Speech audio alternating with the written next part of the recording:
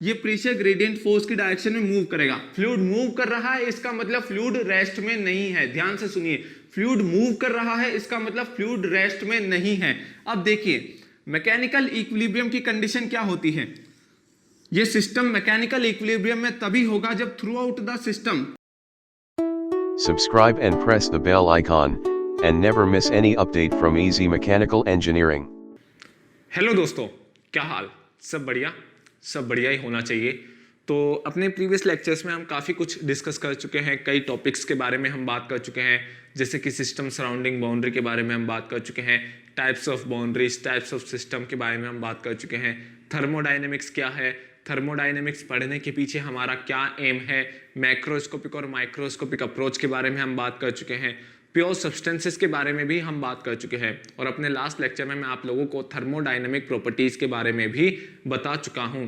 हालांकि मुझे पता है कि मेरा लास्ट लेक्चर काफ़ी लंबा था, लेकिन अगर आप मेरे लास्ट लेक्चर को देखेंगे, जो थर्मोडाइनमिक प्रॉपर्टीज वाला मेरा लेक्चर है, तो आपको उसमें कई सारे ऐसे पॉइंट्स मिलेंगे जो आपको कॉलेज लेवल या बीटेक लेवल पे नहीं बताए जाते हैं और आपको पता भी नहीं होते हैं।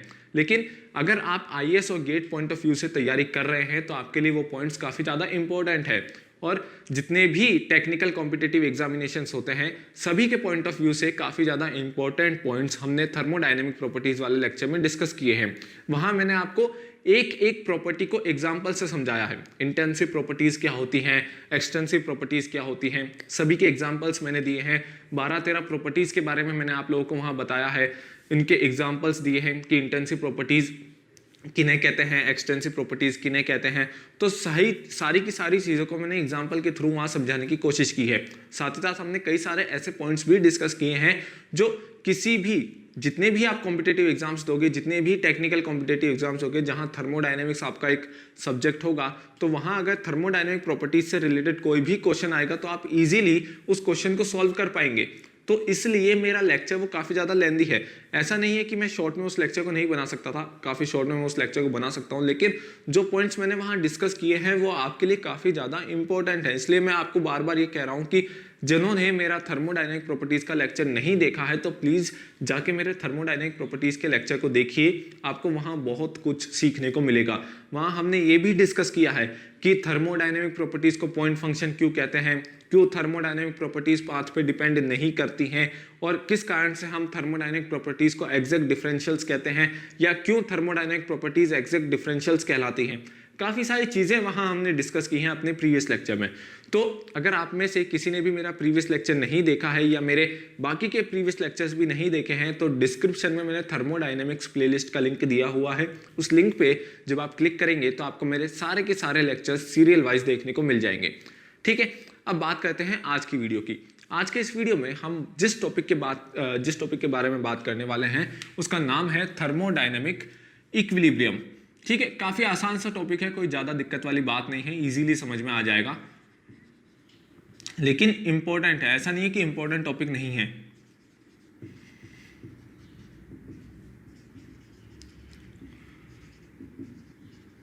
जब हम प्योर सब्सटेंस की प्रॉपर्टीज पढ़ेंगे, प्रॉपर्टीज ऑफ प्योर सब्सटेंस, वहां हम देखेंगे थर्मोडायनेमिक इक्विलिब्रियम का एक एग्जांपल देखेंगे, काफी अच्छा एग्जांपल है। फेज चेंज प्रोसेस के अंदर हम ये देखेंगे कि स्टीम वाटर का जो सिस्टम है, स्टीम वेपर और वाटर का जो सिस्टम होता है वो थर्मोडायनेमिक इक्विलिब्रियम में होता है। लेकिन इसके लिए आपको पहले पता होना चाहिए कि थर्मोडायनेमिक इक्विलिब्रियम का क्या मतलब होता है। ठीक है ना, तो थर्मोडायनेमिक इक्विलिब्रियम को समझने के लिए हमें सबसे पहले ये समझना होगा कि इक्विलिब्रियम वर्ड का क्या मीनिंग होता है, इक्विलिब्रियम वर्ड का क्या मतलब होता है, क्या होता है इक्विलिब्रियम। ठीक है, तो इक्विलिब्रियम का मतलब होता है स्टेट ऑफ बैलेंस। इक्विलिब्रियम का मतलब होता है स्टेट ऑफ बैलेंस।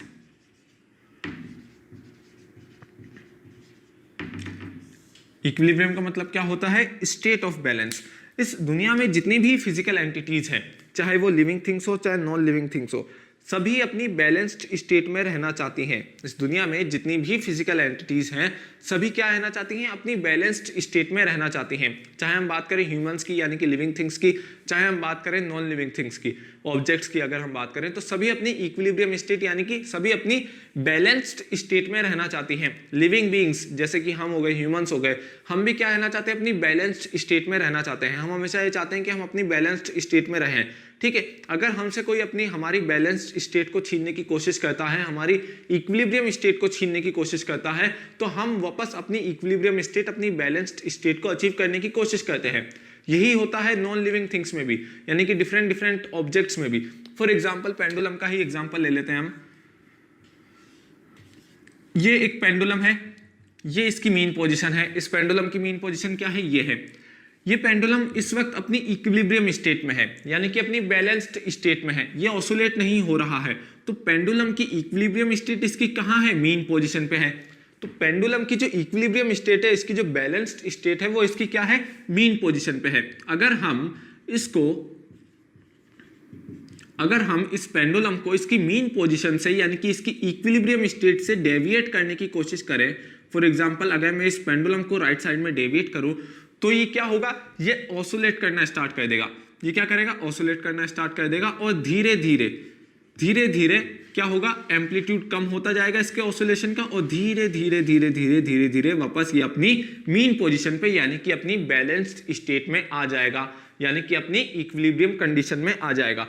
तो क्या हो रहा है? ये पहले इनिशियली क्या है? इक्विलिब्रियम कंडीशन में। हम इसको क्या कर रहे हैं? डेविएट कर रहे हैं इसकी मीन पोजीशन से। अगर हम इसको इसकी मीन पोजीशन से डेविएट कर रहे हैं, तो क्या हो रहा है? ये ऑसिलेट करना स्टार्ट कर रहा है।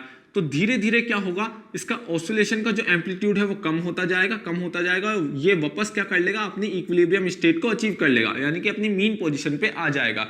तो जब हम इससे इसकी इक्विलिब्रियम स्टेट, इसकी बैलेंस्ड स्टेट को छीन रहे हैं, इसे इसकी इक्विलिब्रियम स्टेट से डेविएट कर रहे हैं, तो ये वापस क्या कर रहा है? अपनी इक्विलिब्रियम स्टेट को अचीव करने की कोशिश कर रहा है। ठीक है। तो इक्विलिब्रियम का मतलब क्या होता है? State of balance. इक्विलिब्रियम का मतलब क्या होता है? State of balance. दुनिया में प्रेजेंट हर एक फिजिकल एंटिटी हमेशा अपनी बैलेंस्ड स्टेट में रहना चाहती है, और अगर हम उसकी बैलेंस्ड स्टेट को उससे छीनने की कोशिश करते हैं, तो वापस वो उसे अचीव करने की कोशिश करती है। ठीक है। इक्विलिब्रियम का एक और मीनिंग होता है, क्या होता है? इक्वेलिटी। इक्विलिब्रियम का एक और मीनिंग होता है इक्वेलिटी। इक्विलिब्रियम का एक और मीनिंग क्या होता है? इक्वेलिटी होता है। अब ध्यान से देखिए, जहां बैलेंस है वहां इक्वेलिटी भी है। ठीक है। बैलेंस स्टेट को अचीव करने के लिए हमें हमेशा इक्वलिटी देखनी पड़ेगी। इक्वलिटी मतलब, फॉर एग्जांपल मैं आपको बता देता हूं, किसी भी चीज को बैलेंस में रखने के लिए जो वहां बैलेंसिंग फैक्टर्स होते हैं, जो फैक्टर्स उस चीज को बैलेंस में रख रहे हैं, वो क्या होने चाहिए? हमेशा इक्वल होने चाहिए। ठीक है। किसी भी चीज को बैलेंस में रखने के लिए बैलेंसिंग फैक्टर्स क्या होते हैं? हमेशा इक्वल होने चाहिए। जो फैक्टर्स किसी भी चीज को बैलेंस में रख रहे हैं, वो फैक्टर्स हमेशा क्या होने चाहिए? इक्वल होने चाहिए। एग्जांपल देता हूं तो आपको समझ में आ जाएगा इजीली। मान लीजिए कि मेरे पास क्या है? एक ट्रेडिशनल वेइंग मशीन है, तराजू आप कह लीजिए, तराजू है मेरे पास एक, जिससे हम सब्जी वगैरह तोलते हैं। आज भी लोग सब्जियां तोलते हैं जिससे। ठीक है। जो सब्जी बेचने आते हैं वो सब्जियां तोलते हैं तराजू से। तो अब ये क्या है? ये जो ट्रेडिशनल वेइंग मशीन है, ये क्या है? अपनी बैलेंस्ड स्टेट में है। क्यों है? क्योंकि यहां जो वेट है और यहां जो वेट है वो क्या है? इक्वल है। ठीक है। अगर यहां का वेट और यहां का वेट इक्वल नहीं होगा, अगर मान लीजिए यहां का वेट ज्यादा है, तो ये एक तरफ झुका हुआ होगा, तो ये अपनी बैलेंस्ड स्टेट में नहीं होगा, अपनी इक्विलिब्रियम स्टेट में नहीं होगा। तो इसे अपनी इक्विलिब्रियम स्टेट में होने के लिए, इस ट्रेडिशनल वेइंग मशीन को अपनी इक्विलिब्रियम स्टेट में होने के लिए यहां जो दोनों वेट्स हैं वो क्या होने चाहिए? इक्वल होने चाहिए। ठीक है। तो बैलेंस्ड स्टेट को अचीव करने के लिए ये जो वेट है, ये क्या है? कंट्रोलिंग फैक्टर है बैलेंसिंग का। अगर इस वेट को हम चेंज करें तो ये अपनी बैलेंस्ड स्टेट को लूज करेगा। ये वेट क्या कर रहा है? अपनी इसकी ये जो वेट है, ये जो दोनों वेट्स है, ये क्या कर रहे हैं? ये इसकी बैलेंस्ड स्टेट को कंट्रोल कर रहे हैं। अगर इन वेट्स में थोड़ा सा भी चेंज आएगा तो इसकी बैलेंस्ड स्टेट भी चेंज होगी। अगर यहाँ वेट बढ़ जाता है तो ये अपनी बैलेंस्ड स्टेट को लूज कर देगा। ठीक है। यहां वेट कम हो जाता है तो भी अपनी बैलेंस्ड स्टेट को लूज कर देगा। लेकिन अगर यहां वेट इक्वल रहता है, ये जो कंट्रोलिंग फैक्टर है हमारा, ये जो वेट है, अगर ये इक्वल रहता है तो ये अपनी बैलेंस्ड स्टेट में रहेगा। ठीक है। तो किसी भी चीज की बैलेंस्ड स्टेट को अचीव करने के लिए जो बैलेंसिंग के कंट्रोलिंग फैक्टर्स होते हैं वो हमेशा क्या रहने चाहिए? इक्वल रहने चाहिए। तो इक्विलिब्रियम का मतलब क्या होता है? इक्वलिटी होता है। इक्विलिब्रियम का एक और मतलब क्या होता है? इक्वलिटी होता है। क्योंकि इक्वलिटी क्यों होता है? क्योंकि बैलेंस्ड स्टेट को अचीव करने के लिए जो वहां कंट्रोलिंग फैक्टर्स होते हैं, बैलेंसिंग के जो कंट्रोलिंग फैक्टर्स होते हैं, वो हमेशा क्या रहने चाहिए? इक्वल रहने चाहिए। अगर वो इक्वल नहीं होंगे तो कभी भी क्या होगा? कोई भी चीज, कोई भी फिजिकल एंटिटी इक्विलिब्रियम में नहीं होगी। फॉर एग्जांपल एक और ले लीजिए, अगर ये लेंथ और ये लेंथ इक्वल नहीं होगी, अगर ये वाली लेंथ और ये वाली लेंथ इक्वल नहीं होगी, तो क्या ये अपनी बैलेंस स्टेट में रहेगा? नहीं। अगर मान लीजिए ये लेंथ ज्यादा है तो ये इस तरफ ज्यादा झुक जाएगा और इस तरफ कम झुकेगा, यूं हो जाएगा, टिल्ट हो जाएगा। तो अगर ये लेंथ और ये लेंथ इक्वल नहीं है तो भी ये इक्विलिब्रियम में नहीं होगा, ठीक है। अगर ये लेंथ और ये लेंथ भी इक्वल नहीं है तो भी ये जो ट्रेडिशनल वेइंग मशीन है ये इक्विलिब्रियम में नहीं होगी, बैलेंस स्टेट में नहीं होगी। तो ये क्या है, ये लेंथ, ये वेट क्या है, ये कंट्रोलिंग फैक्टर है, इसकी बैलेंस्ड स्टेट को कंट्रोल कर रहे हैं। अगर हम इनको चेंज करेंगे तो इसकी जो बैलेंस्ड स्टेट है वो भी चेंज हो जाएगी, यानी कि ये अपनी बैलेंस्ड स्टेट को लूज कर देगा। अगर हम इनको चेंज करते हैं तो ये अपनी बैलेंस्ड स्टेट को लूज कर देगा, ठीक है। और लूज कब करेगा? जब एक ज्यादा हो जाए एक कम हो जाए। अगर दोनों इक्वल हैं, ठीक है, दोनों को इक्वल अमाउंट में चेंज कर रहे हैं, या हम इक्वल अमाउंट में दोनों तरफ वेट चेंज कर रहे हैं, तो भी क्या होगा, ये अपनी बैलेंस्ड स्टेट में रहेगा, क्योंकि दोनों वेट्स में हम इक्वल अमाउंट में चेंज कर रहे हैं और दोनों वेट्स पहले क्या थे, इक्वल ही थे, ठीक है। तो हर एक बैलेंसिंग का हर एक जो कंट्रोलिंग फैक्टर है ये क्या होना चाहिए, इक्वल होना चाहिए। और इसीलिए हम क्या कहते हैं, इक्विलिब्रियम का मतलब क्या होता है, इक्वलिटी भी होता है, ठीक है। तो इस चीज को ध्यान रखिएगा। तो इक्विलिब्रियम का मतलब क्या होता है, स्टेट ऑफ बैलेंस। और स्टेट ऑफ बैलेंस को अचीव करने के लिए जो भी बैलेंसिंग फैक्टर्स होते हैं वो क्या होने चाहिए, इक्वल होने चाहिए। और इसीलिए इक्विलिब्रियम का दूसरा मीनिंग भी क्या हो जाता है, इक्वलिटी हो जाता है। इसलिए हम इक्विलिब्रियम को क्या कहते हैं, इक्वलिटी भी कहते हैं। ये थोड़ी जर्नल सी बातें हैं, वैसे बतानी तो नहीं चाहिए, लेकिन मैं बता रहा हूं, एक बार बेसिक्स क्लियर हो जाए थोड़े से हमारे, कि क्यों हम इक्वलिटी भी कहते हैं इक्विलिब्रियम को, या स्टेट ऑफ बैलेंस क्यों कहते हैं इक्विलिब्रियम को। तो इक्विलिब्रियम वर्ड को क्लियर करने के लिए मैंने सारी बातें बताई हैं, वैसे कोई ऐसे इंपॉर्टेंट नहीं है ये, ठीक है। ये सिंपल सा मैंने आपको लॉजिक बताया कि किस तरीके से आपको समझ में आए कि इक्विलिब्रियम को हम क्या कहते हैं। तो अब हम बात करते हैं सीधा थर्मोडायनामिक इक्विलिब्रियम की। हम बात कर रहे हैं थर्मोडायनामिक इक्विलिब्रियम की, और कौन सा सब्जेक्ट पढ़ रहे हैं, थर्मोडायनामिक्स पढ़ रहे हैं। तो थर्मोडायनामिक्स में हम हमेशा बात करते हैं किसकी, सिस्टम की बात करते हैं। किसकी बात करते हैं, सिस्टम की बात करते हैं। थर्मोडायनामिक्स में हम किसकी बात करते हैं, सिस्टम की बात करते हैं। तो थर्मोडायनामिक इक्विलिब्रियम के लिए हम बात किसकी कर रहे हैं, सिस्टम की कर रहे हैं। तो ये जो सिस्टम है ये थर्मोडायनामिक इक्विलिब्रियम में कब होगा ये हम देखते हैं। ये सिस्टम थर्मोडायनामिक इक्विलिब्रियम में कब होगा ये हमें देखना है। ये सिस्टम थर्मोडायनामिक इक्विलिब्रियम में जब होगा जब ये तीन इक्विलिब्रियम कंडीशंस को एक साथ एक समय पे सेटिस्फाई करेगा। कौन सी है वो तीन इक्विलिब्रियम कंडीशंस? पहली है थर्मल इक्विलिब्रियम,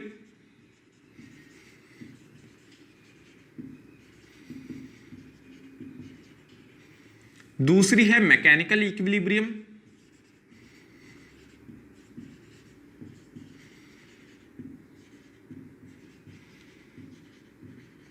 और तीसरी है chemical equilibrium.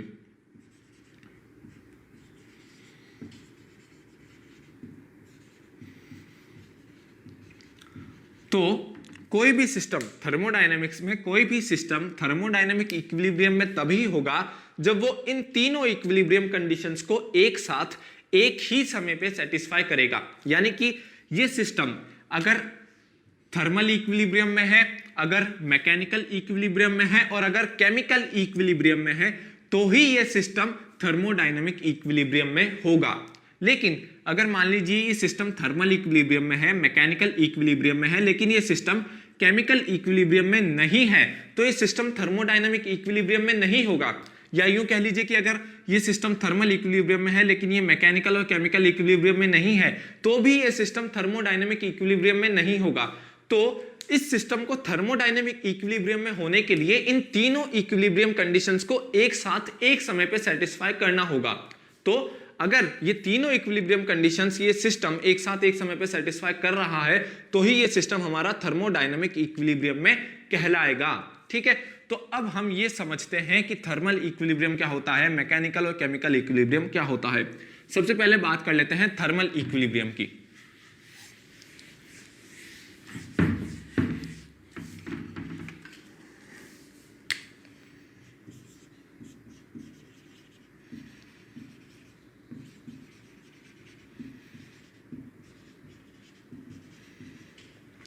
Thermal equilibrium, thermal का मतलब क्या होता है? थर्मल का मतलब क्या होता है? टेम्परेचर। थर्मल किससे रिलेटेड होता है? टेम्परेचर से रिलेटेड होता है। और इक्विलिब्रियम का मतलब क्या होता है? इक्वालिटी। ठीक है, तो थर्मल इक्विलिब्रियम का मतलब क्या हो गया? Equality in temperature. Equality in temperature. तो थर्मल इक्विलिब्रियम का मतलब क्या हो गया? इक्वेलिटी इन टेम्परेचर, यानी कि टेम्परेचर क्या होना चाहिए? इक्वल होना चाहिए, सेम होना चाहिए। फॉर एग्जाम्पल मान लीजिए कि मेरे पास एक सिस्टम है, इस सिस्टम के दो रीजन है, यह है रीजन ए, यह है रीजन बी, ठीक है। इस सिस्टम के दो रीजन है, एक रीजन में टेम्परेचर है 70 डिग्री सेंटीग्रेड और एक रीजन में टेम्परेचर है 40 डिग्री सेंटीग्रेड, ठीक है ना। एक रीजन में टेम्परेचर क्या है? 70 डिग्री सेंटीग्रेड है और एक रीजन में मान लीजिए टेम्परेचर है 50 डिग्री सेंटीग्रेड है, ठीक है। 40 की जगह 50 मान लेते हैं। तो अब देखिए यहां इस रीजन में टेम्परेचर क्या है? हाई है। इस रीजन में टेम्परेचर क्या है? लो है। यहां टेम्परेचर डिफरेंस हमें देखने को मिल रहा है। अगर टेम्परेचर डिफरेंस है तो क्या होगा? हीट का ट्रांसफर होगा। हीट का ट्रांसफर कहां से कहां तक होगा? हाई टेम्परेचर से लोअर टेम्परेचर रीजन की तरफ होगा। हीट का ट्रांसफर कहां से कहां होगा? हायर टेम्परेचर रीजन से लोअर टेम्परेचर रीजन की तरफ होगा। ये मैं आपको पहले ही बता चुका हूं कि हीट का transfer naturally higher temperature region से लोअर टेम्परेचर रीजन की तरफ होता है या हायर टेम्परेचर बॉडी से लोअर टेम्परेचर बॉडी की तरफ होता है। तो यहाँ हायर टेम्परेचर रीजन कौन सा है? ये ए वाला, ये जो ए रीजन है वो हायर टेम्परेचर रीजन है क्योंकि इसका टेम्परेचर 70 डिग्री सेंटीग्रेड है। और बी रीजन क्या है? लोअर टेम्परेचर रीजन है क्योंकि इसका टेम्परेचर क्या है? 50 डिग्री सेंटीग्रेड है। तो हीट का ट्रांसफर कहां से कहां होगा? हायर टेम्परेचर रीजन से लोअर टेम्परेचर रीजन की तरफ, ठीक है। अब देखिए यहां से क्या हो रहा है? हीट का ट्रांसफर, यानी कि एनर्जी का ट्रांसफर हो रहा है। हीट क्या है? एनर्जी ट्रांसफर का एक फॉर्म है। तो यहां से क्या हो रहा है? एनर्जी का ट्रांसफर हो रहा है। रीजन ए से रीजन बी की तरफ एनर्जी का ट्रांसफर हो रहा है। अब यहां जो मॉलिक्यूल्स हैं 70 डिग्री सेंटीग्रेड, 70 डिग्री सेंटीग्रेड मैंने अभी आपको पहले ही बताया था, पिछले लेक्चर्स में भी बताया था कि टेम्परेचर क्या बताता है? एवरेज एनर्जी बताता है मॉलिक्यूल्स की। एवरेज एनर्जी का मेजरमेंट होता है मॉलिक्यूल्स की। एवरेज एनर्जी का मेजरमेंट क्या होता है? टेम्परेचर होता है। तो अब देखिए 70 डिग्री सेंटीग्रेड पे जो मॉलिक्यूल्स हैं, ठीक है, तो उन मॉलिक्यूल्स की एनर्जी ज्यादा होगी और 50 डिग्री सेंटीग्रेड पे जो मॉलिक्यूल्स हैं उन मॉलिक्यूल्स की एनर्जी थोड़ी कम होगी as compare to 70 degree centigrade, ठीक है। तो यहां जो मॉलिक्यूल्स है ये थोड़े से ज्यादा एक्टिव होंगे और यहां जो मॉलिक्यूल्स हैं थोड़े से कम एक्टिव होंगे, ठीक है। तो अब क्या हो रहा है? यहां से हीट एनर्जी का ट्रांसफर, यानी कि हीट का ट्रांसफर रीजन ए से रीजन बी की तरफ हो रहा है। तो जब एनर्जी का ट्रांसफर हो रहा है तो कुछ अमाउंट में एनर्जी, जो इन मॉलिक्यूल्स की एनर्जी है, वो इन मॉलिक्यूल्स में ट्रांसफर हो रही है। तो अब क्या होगा? धीरे धीरे धीरे धीरे जैसे जैसे इन मॉलिक्यूल्स की एनर्जी कम होती जाएगी तो यहां टेम्परेचर भी कम होता जाएगा। टेम्परेचर क्या होता है? मॉलिक्यूल्स की एवरेज एनर्जी का मेजरमेंट होता है, अभी मैंने आपको बताया। तो जैसे जैसे मॉलिक्यूल्स की यहां से क्या हो रहा है? एनर्जी का ट्रांसफर हो रहा है, हीट का ट्रांसफर हो रहा है। तो एनर्जी का अगर ट्रांसफर हो रहा है तो मॉलिक्यूल्स की एवरेज एनर्जी कम होती जाएगी। मॉलिक्यूल्स की एवरेज एनर्जी कम होती जाएगी तो टेम्परेचर कम होता जाएगा। तो अब देखिए यहां से धीरे धीरे धीरे धीरे धीरे क्या होगा? टेम्परेचर कम होता जाएगा। यहाँ टेम्परेचर क्या हो जाएगा? 69 हो जाएगा, यहाँ 51 हो जाएगा, यहाँ क्या होता जाएगा? बढ़ता जाएगा, ठीक है, क्योंकि यहाँ से एनर्जी का ट्रांसफर हो रहा है। यहाँ से एनर्जी क्या हो रही? कम हो रही, यहाँ एनर्जी क्या हो रही? बढ़ती जा रही है, ठीक है। फिर 68 हो जाएगा, फिर यहाँ 52 हो जाएगा, फिर 67 हो जाएगा, फिर यहाँ 53 हो जाएगा। इस तरीके से क्या हो जाएगा? ठीक है, यहाँ टेम्परेचर हो जाएगा 60 और यहाँ पे भी टेम्परेचर क्या हो जाएगा? 60 हो जाएगा। तो दोनों तरफ, दोनों रीजन में टेम्परेचर क्या हो जाएगा? एक समय के बाद, एक टाइम के बाद टेम्परेचर क्या हो जाएगा? 60 डिग्री सेंटीग्रेड हो जाएगा। और जैसे ही दोनों रीजन में टेम्परेचर इक्वल हो जाएगा, ये जो हीट का ट्रांसफर है ये क्या हो जाएगा? बंद हो जाएगा, क्योंकि टेम्परेचर डिफरेंस है ही नहीं। जब टेम्परेचर डिफरेंस ही नहीं है तो हीट का ट्रांसफर कैसे होगा? हीट का ट्रांसफर कब होता है? जब टेम्परेचर डिफरेंस होता है। हीट का ट्रांसफर कब होता है? जब टेम्परेचर डिफरेंस होता है। और हीट का ट्रांसफर होता है हायर टेम्परेचर रीजन से लोअर टेम्परेचर रीजन की तरफ। लेकिन यहाँ दोनों ही रीजन सेम टेम्परेचर पे है, तो हीट का ट्रांसफर होगा कैसे? तो क्या होगा? धीरे धीरे धीरे धीरे क्या होगा? जब एनर्जी का ट्रांसफर, जब इनिशियली क्या था? ये रीजन हायर टेम्परेचर पे था, ये रीजन लोअर टेम्परेचर पे था। धीरे धीरे क्या हुआ? यहाँ से एनर्जी का ट्रांसफर होने लगा, यानी कि हीट का ट्रांसफर होने लगा। जब हीट का ट्रांसफर होने लगा तो यहाँ की एनर्जी कम हो गई, यहाँ की एनर्जी बढ़ गई। तो यहाँ के जो मॉलिक्यूल्स हैं इनकी एवरेज एनर्जी कम हो गई, इन मॉलिक्यूल्स की एवरेज एनर्जी बढ़ गई। तो यहाँ का टेम्परेचर कम हो गया, यहाँ का टेम्परेचर बढ़ गया। एक टाइम के बाद, एक मोमेंट के बाद दोनों रीजन का टेम्परेचर क्या हो गया? सेम हो गया। जब दोनों रीजन का टेम्परेचर सेम हो गया, थर्मल इक्विलिब्रियम का मतलब क्या होता है? Equality in temperature. तो हम ये कहेंगे कि ये सिस्टम क्या है? ये सिस्टम क्या है? थर्मल इक्विलिब्रियम में है। ये सिस्टम क्या है? थर्मल इक्विलिब्रियम में है। ये सिस्टम क्या हो गया? थर्मल इक्विलिब्रियम में आ गया, ठीक है। फॉर एग्जांपल मान लीजिए ऐसे ही हमारे पास एक सिस्टम है, ठीक है। इसका इंटरनल टेम्परेचर यहाँ, इसका टेम्परेचर 100 डिग्री सेंटीग्रेड और बाहर का टेम्परेचर मान लीजिए है 34 डिग्री सेंटीग्रेड, ठीक है। तो ये system through out the system इसमें क्या है 100 डिग्री सेंटीग्रेड है, पूरे के पूरे सिस्टम का टेम्परेचर 100 डिग्री सेंटीग्रेड है और सराउंडिंग का टेम्परेचर क्या है 34 डिग्री सेंटीग्रेड है। तो सिस्टम तो हायर टेम्परेचर पे है, सराउंडिंग लोअर टेम्परेचर पे है, ठीक है। तो हीट का ट्रांसफर कहां से कहां तक होगा, हायर टेम्परेचर रीजन से लोअर टेम्परेचर रीजन की तरफ हीट का ट्रांसफर होगा इस सिस्टम से सराउंडिंग की तरफ, यानी कि हीट का ट्रांसफर कहां से कहां होगा, हायर टेम्परेचर रीजन कौन सा है, सिस्टम है, लोअर टेम्परेचर रीजन कौन सा है, सराउंडिंग है, तो हीट का ट्रांसफर होगा हायर टेम्परेचर रीजन से लोअर टेम्परेचर रीजन की तरफ। तो इस केस में देखिए, इस केस में सिस्टम क्या है, थर्मल इक्विलिब्रियम में है, सिस्टम खुद के साथ तो थर्मल इक्विलिब्रियम में है लेकिन सराउंडिंग के साथ थर्मल इक्विलिब्रियम में नहीं है। ध्यान से देखिए, इस सिस्टम में, इस पूरे के पूरे सिस्टम में टेम्परेचर 100 डिग्री सेंटीग्रेड है, throughout the system temperature same है, लेकिन सराउंडिंग और सिस्टम का टेम्परेचर सेम नहीं है। तो ये सिस्टम खुद के साथ तो थर्मल इक्विलिब्रियम में है लेकिन सराउंडिंग के साथ थर्मल इक्विलिब्रियम में नहीं है, ठीक है। ध्यान से देखिए, सिस्टम खुद के साथ तो थर्मल इक्विलिब्रियम में है, इस पूरे के पूरे सिस्टम के अंदर जो टेम्परेचर है वो 100 डिग्री सेंटीग्रेड है। ऐसा नहीं है कि इस सिस्टम के एक रीजन में टेम्परेचर कुछ और है, एक रीजन में टेम्परेचर कुछ और है, जैसा कि यहां हो रहा था। ये सिस्टम खुद के साथ थर्मल इक्विलिब्रियम में नहीं था, ठीक है। ये सिस्टम खुद के साथ थर्मल इक्विलिब्रियम में है लेकिन सराउंडिंग के साथ थर्मल इक्विलिब्रियम में नहीं है, और ये सिस्टम तो खुद के साथ ही थर्मल इक्विलिब्रियम में नहीं था, ठीक है। जब हीट का ट्रांसफर हुआ, जब एनर्जी का ट्रांसफर हुआ एक रीजन से दूसरे रीजन की तरफ, तब जाके ये सिस्टम खुद के साथ थर्मल इक्विलिब्रियम में आया, ठीक है। ये रीजन, ये जो सिस्टम है, ये जो सिस्टम है, ये पहले से ही क्या था, खुद के साथ थर्मल इक्विलिब्रियम में था, ठीक है। लेकिन ये सराउंडिंग के साथ थर्मल इक्विलिब्रियम में नहीं है, क्योंकि यहां टेम्परेचर कुछ और है, यहां टेम्परेचर कुछ और है। क्योंकि सिस्टम का टेम्परेचर क्या है, ज्यादा है, तो इसलिए हीट का ट्रांसफर सिस्टम से सराउंडिंग की तरफ होगा, ठीक है।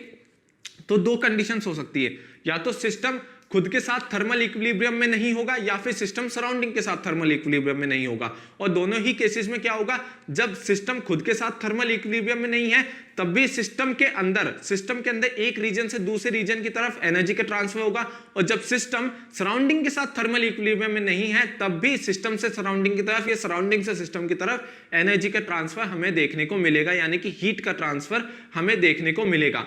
तो दोनों ही केसेस आपको देखने को मिल सकते हैं, सिस्टम या तो खुद के साथ थर्मल इक्विलिब्रियम में होगा लेकिन सराउंडिंग के साथ थर्मल इक्विलिब्रियम में नहीं होगा, या फिर सिस्टम खुद के साथ ही थर्मल इक्विलिब्रियम में नहीं होगा, ठीक है।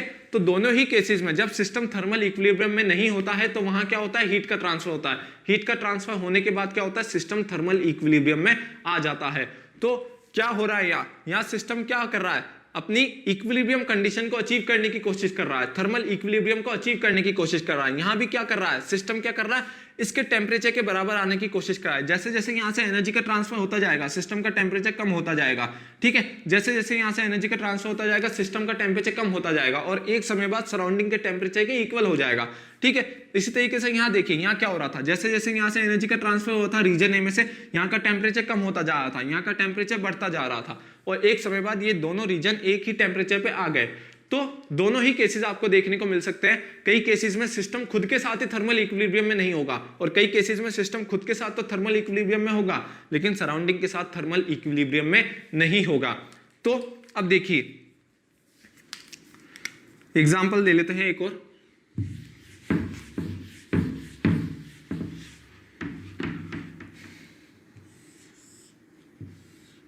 अगर मान लीजिए मेरे पास एक गैस है O2, इसका टेम्परेचर है मान लीजिए 20 डिग्री सेंटीग्रेड और सराउंडिंग का टेम्परेचर भी क्या है 20 डिग्री सेंटीग्रेड। तो क्या ये सिस्टम थर्मल इक्विलिब्रियम में है? हाँ, ये सिस्टम थर्मल इक्विलिब्रियम में है। ये एंटायर सिस्टम, ये सिस्टम खुद के साथ भी थर्मल इक्विलिब्रियम में है क्योंकि through out the system temperature 20 degree centigrade है, और ये सिस्टम सराउंडिंग के साथ भी थर्मल इक्विलिब्रियम में है। तो हम ये कह सकते हैं कि ये सिस्टम क्या है, थर्मल इक्विलिब्रियम में है। ये सिस्टम क्या है, थर्मल इक्विलिब्रियम में है।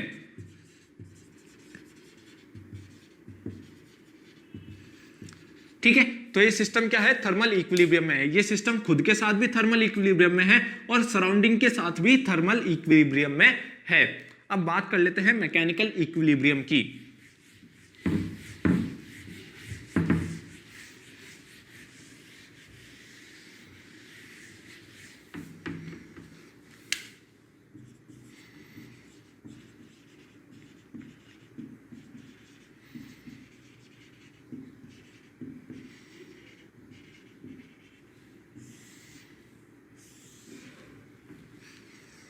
ठीक है। अब मैकेनिकल इक्विलिब्रियम का मतलब होता है equality of pressure, equality of pressure. जिस तरीके से थर्मल इक्विलिब्रियम का मतलब था इक्वेलिटी ऑफ टेम्परेचर, जिस तरीके से थर्मल इक्विलिब्रियम का मतलब था इक्वेलिटी ऑफ टेम्परेचर, उसी तरीके से मैकेनिकल इक्विलिब्रियम का मतलब क्या है, इक्वेलिटी ऑफ प्रेशर। इक्विलिब्रियम का मतलब क्या होता है, इक्वेलिटी। इक्विलिब्रियम का मतलब क्या होता है, इक्वेलिटी होता है। तो जिस तरीके से थर्मल इक्विलिब्रियम में हमने क्या पढ़ा था, थर्मल इक्विलिब्रियम का मतलब था इक्वेलिटी ऑफ टेम्परेचर, उसी तरीके से यहां मैकेनिकल इक्विलिब्रियम में क्या है, मैकेनिकल इक्विलिब्रियम का मतलब क्या है, इक्वेलिटी ऑफ प्रेशर। तो थर्मल इक्विलिब्रियम में क्या था, यहां मैं क्या लिख रहा हूं, टीई। टीई क्या है, शॉर्ट फॉर्म में, थर्मल इक्विलिब्रियम की शॉर्ट फॉर्म में लिख रहा हूं। ठीक है, थर्मल इक्विलिब्रियम का मतलब क्या था, इक्वेलिटी ऑफ टेम्परेचर। तो उसी तरीके से मैकेनिकल इक्विलिब्रियम का मतलब क्या है, इक्वेलिटी ऑफ प्रेशर। तो थर्मल इक्विलिब्रियम में हम क्या देख रहे थे कि throughout the system temperature same है या नहीं। ठीक है, अगर throughout the system temperature same है, throughout the system temperature अगर सेम है, तो हम क्या कह रहे थे कि सिस्टम थर्मल इक्विलिब्रियम में है। तो इसी तरीके से हम मैकेनिकल इक्विलिब्रियम में ये चेक करेंगे कि throughout the system pressure same है या नहीं। अगर throughout the system pressure same है तो हम ये कहेंगे कि सिस्टम मैकेनिकल इक्विलिब्रियम में है। लेकिन अगर throughout the system pressure same नहीं है तो हम ये कहेंगे कि सिस्टम मैकेनिकल इक्विलिब्रियम में नहीं है। ठीक है, तो अब यहां ध्यान दीजिए, यहां मैं बात कर रहा हूं प्रेशर की। प्रेशर की हम बात करते हैं जनरली फ्लूइड्स में, और थर्मोडायनेमिक्स में हम हमेशा फ्लूइड से ही डील करते हैं। आपको ये बहुत कम देखने को मिलेगा कि हम थर्मोडायनेमिक्स में सॉलिड्स के साथ डील कर रहे हैं। जितने भी सिस्टम हमारे थर्मोडायनेमिक्स में होते हैं वो सारे क्या होते हैं, फ्लूइड्स होते हैं। या तो हम किसी लिक्विड को अपना सिस्टम मानेंगे या फिर हम किसी गैस को अपना सिस्टम मानेंगे। ठीक है, तो थर्मोडायनेमिक्स में जनरली हमारे सिस्टम्स क्या होते हैं, फ्लूइड्स होते हैं, और फ्लूइड्स में बात की जाती है प्रेशर की। ठीक है ना, फ्लूइड्स में बात की जाती है प्रेशर की।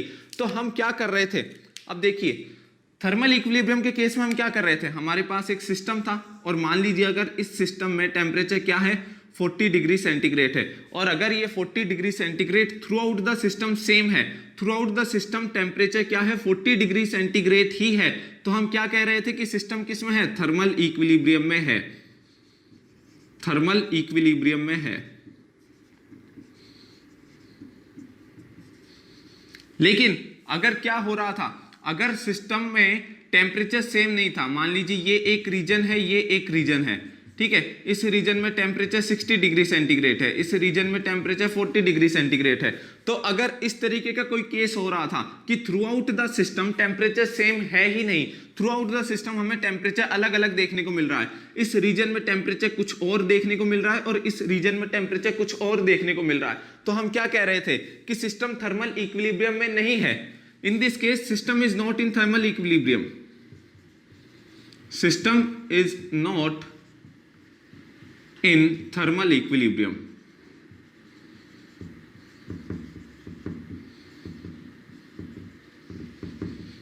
अब इसी तरीके से देखिए, ठीक है, इसी तरीके से हम देखते हैं प्रेशर के केस में।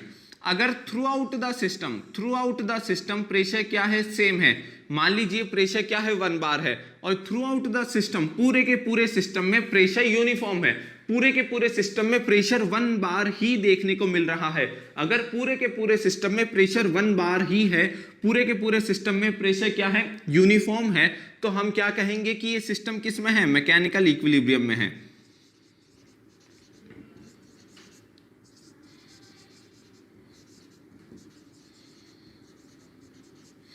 ठीक है, इसी तरीके से यहां देखिए, अगर पूरे के पूरे सिस्टम में प्रेशर सेम नहीं है, मान लीजिए ये रीजन ए है, ये रीजन बी है, इस रीजन ए में प्रेशर है 2 बार, है ना, और रीजन बी में प्रेशर है 1 बार, तो यहां through out the system pressure uniform नहीं है, पूरे के पूरे सिस्टम में प्रेशर यूनिफॉर्म नहीं है। ठीक है, पूरे के पूरे सिस्टम में हमें सेम प्रेशर देखने को नहीं मिल रहा है, तो हम क्या कहेंगे कि सिस्टम मैकेनिकल इक्विलिब्रियम में नहीं है। सिस्टम किस में नहीं है, मैकेनिकल इक्विलिब्रियम में नहीं है, क्योंकि थ्रू आउट द सिस्टम हमें प्रेशर सेम देखने को नहीं मिल रहा है, अलग अलग रीजन में हमें अलग अलग प्रेशर देखने को मिल रहा है। तो हम क्या कहेंगे, this system is not in mechanical equilibrium.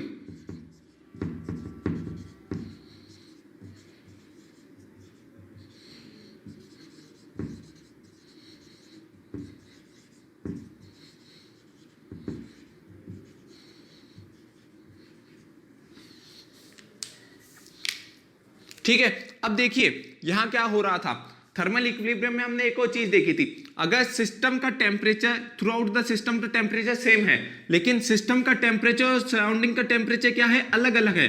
System का टेम्परेचर अलग है, सराउंडिंग का टेम्परेचर अलग है, तो हम क्या कह रहे थे कि सिस्टम सराउंडिंग के साथ थर्मल इक्विलिब्रियम में नहीं है।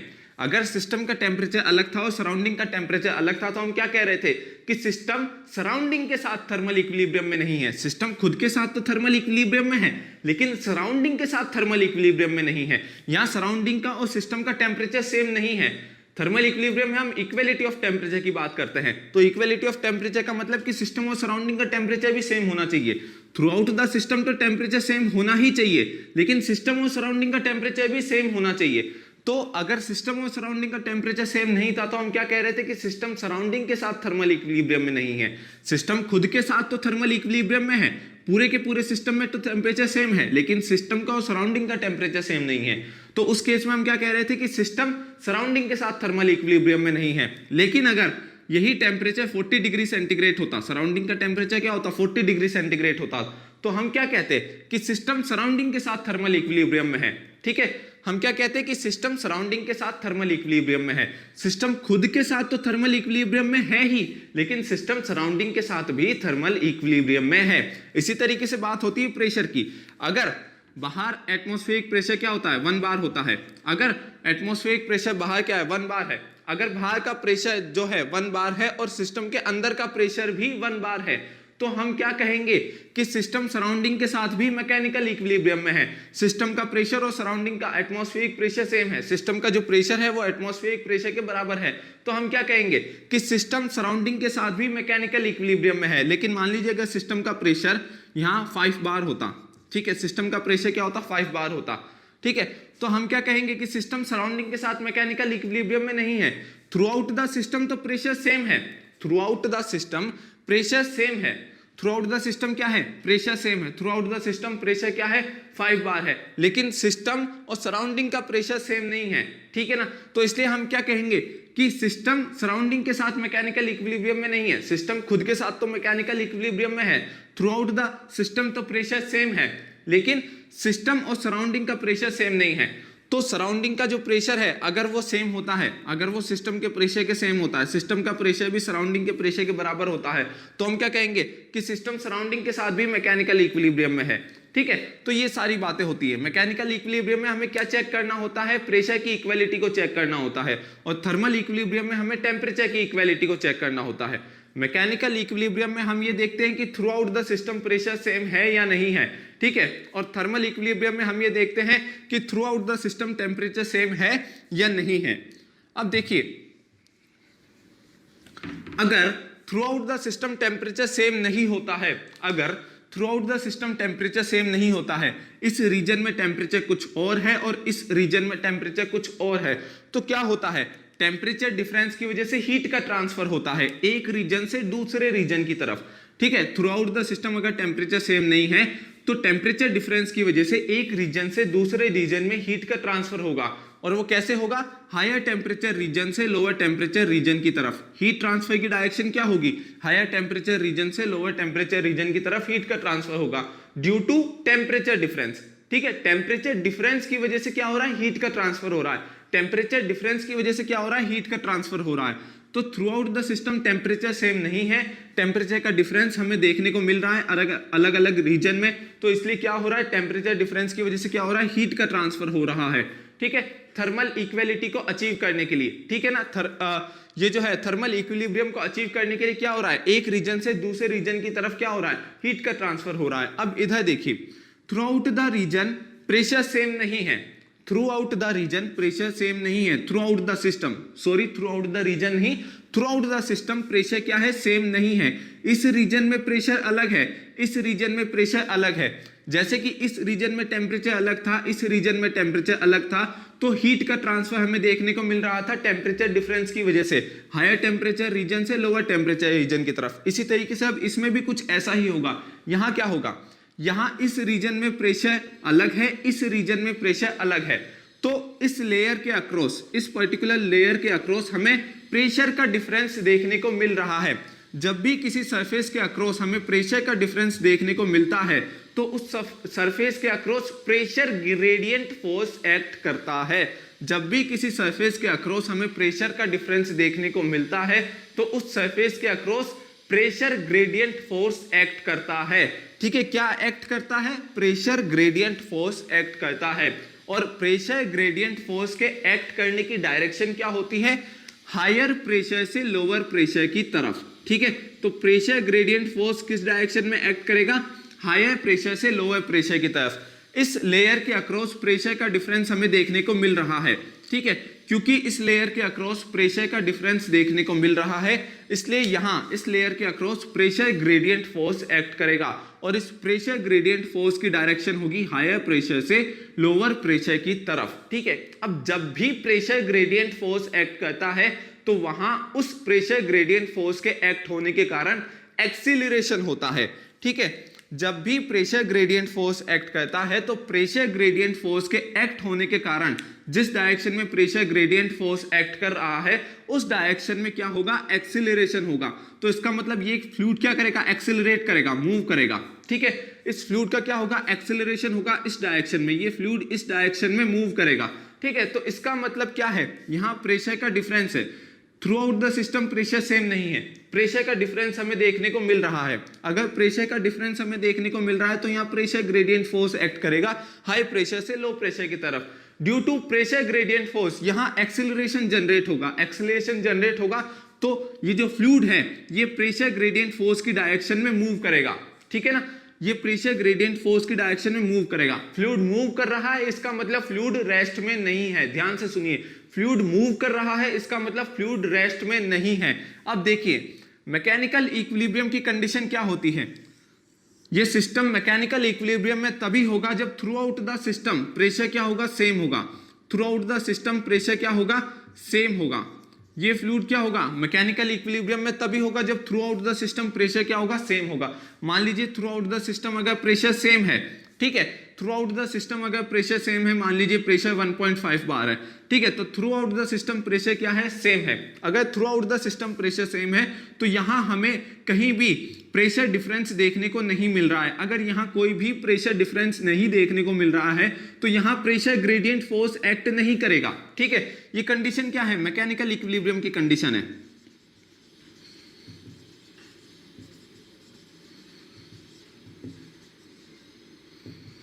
ठीक है, ये मैकेनिकल इक्विलिब्रियम की कंडीशन है। तो इस कंडीशन में क्या हो रहा है? थ्रू आउट द सिस्टम क्या है? प्रेशर सेम है। Throughout the system pressure same है तो यहां क्या होगा? प्रेशर ग्रेडियंट फोर्स जनरेट नहीं होगा, क्योंकि यहां प्रेशर का डिफरेंस हमें देखने को नहीं मिल रहा है। प्रेशर ग्रेडियंट फोर्स कहां जनरेट होता है? जहां प्रेशर का डिफरेंस हमें देखने को मिलता है। तो यहां प्रेशर का डिफरेंस हमें देखने को नहीं मिल रहा है। Throughout the system pressure same है तो यहां प्रेशर ग्रेडियंट फोर्स जनरेट नहीं होगा। प्रेशर ग्रेडियंट फोर्स जनरेट नहीं होगा तो इस कारण से एक्सीलरेशन भी नहीं होगा। प्रेशर ग्रेडियंट फोर्स की वजह से एक्सीलरेशन होता है। ठीक है, यहां प्रेशर का डिफरेंस है ही नहीं। अगर प्रेशर का डिफरेंस ही नहीं है तो यहां प्रेशर ग्रेडियंट फोर्स एक्ट ही नहीं करेगा। अगर प्रेशर ग्रेडियंट फोर्स एक्ट ही नहीं करेगा तो एक्सीलरेशन भी नहीं होगा, क्योंकि प्रेशर ग्रेडियंट फोर्स की वजह से एक्सीलरेशन होता है। तो अगर यहां प्रेशर का डिफरेंस नहीं है, प्रेशर ग्रेडियंट फोर्स एक्ट नहीं कर रहा है, अगर प्रेशर ग्रेडियंट फोर्स एक्ट नहीं कर रहा है तो यहां एक्सीलरेशन भी नहीं होगा। तो मैकेनिकल इक्विलिब्रियम के केस में एक्सीलरेशन क्या होता है? एक्सीलरेशन क्या होता है? जीरो होता है। मैकेनिकल इक्विलिब्रियम के केस में एक्सीलरेशन होता ही नहीं है। सिस्टम जो है वो एक्सीलरेट नहीं करता है। यहाँ सिस्टम में एक्सीलरेशन हो रहा है, यहाँ फ्लूइड क्या हो रहा है? मूव हो रहा है, फ्लूइड मोशन में है। अब यहाँ देखिए, यहाँ फ्लूइड का एक्सीलरेशन जीरो है। एक्सीलरेशन जीरो का मतलब क्या है? कि फ्लूइड रेस्ट में है। एक्सीलरेशन जीरो का मतलब क्या है? फ्लूइड किस में है? रेस्ट में है। तो कोई भी सिस्टम, कोई भी फ्लूइड मैकेनिकल इक्विलिब्रियम में तभी होगा जब वो फ्लूइड या सिस्टम रेस्ट में होगा। अगर सिस्टम मूव कर रहा है, ठीक है, या फिर फ्लूइड मूव कर रहा है, फ्लूइड मोशन में है, तो वो फ्लूइड मैकेनिकल इक्विलिब्रियम में नहीं होगा। कोई भी फ्लूइड या कोई भी सिस्टम मैकेनिकल इक्विलिब्रियम में तभी होगा जब उसका एक्सीलरेशन जीरो होगा। एक्सीलरेशन जीरो का मतलब क्या है? कि सिस्टम रेस्ट में है, फ्लूइड रेस्ट में है। ठीक है, तो कोई भी फ्लूइड मैकेनिकल इक्विलिब्रियम में तभी होगा जब वो रेस्ट में होगा। ठीक है ना। अब एक्सीलरेशन जीरो का एक और मतलब होता है,